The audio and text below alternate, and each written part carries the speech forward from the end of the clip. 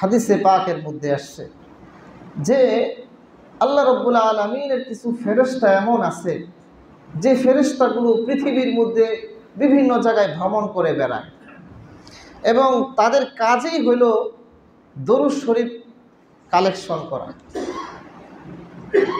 তারা যে সমস্ত বান্দিরা বা বিভিন্ন মজলিসে রসুলের প্রতি দরুদ পড়া হয়, তারা এই দরুদগুলোকে একত্রিত করে এই দরুদগুলোকে তারা রাসূলুল্লাহ সাল্লাল্লাহু আলাইহি ওয়াসাল্লামের রওজায়ে আতহারে নিয়ে পৌঁছে দেয় এবং এইগুলা বলে যে এটা আপনার উম্মতের পক্ষ থেকে আপনার কাছে এটা হাদিয়া এসেছে। সুবহানাল্লাহ।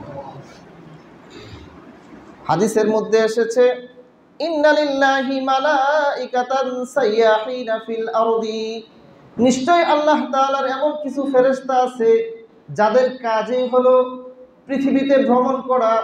এদের কাজ কি? ইউবাল্লিগুনি মিন উম্মতি আসসালাম, তারা আমার কাছে আমার উম্মতের পক্ষ থেকে সালাম পৌঁছিয়ে দেয়। তাহলে আপনি দরুদ শরীফ পড়ছেন বাংলাদেশে জিন্দাবাহারে ইসলামপুরে, কিন্তু এই দরুদ শরীফ ফেরেশতারা পৌঁছে দিচ্ছেন বিশ্বনবীর রওজায়ে আতহারে। সুবহানাল্লাহ। সালাম যখন আপনি পৌঁছাবেন, আপনার পক্ষ থেকে ফেরেশতারা পৌঁছায়, তখন রসুল সালামের কি দেন? উত্তর দেন। সুবহানাল্লাহ।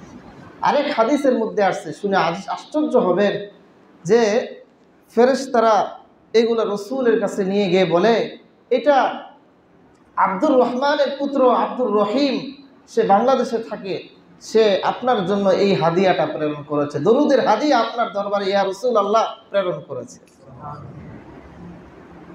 নাম ধরে ধরে দরুদের হাদিয়া পৌঁছায় দেয়। নাম ধরে ধরে কি করে? দরুদের হাদিয়া রসুলের কাছে পৌঁছিয়ে দেয়।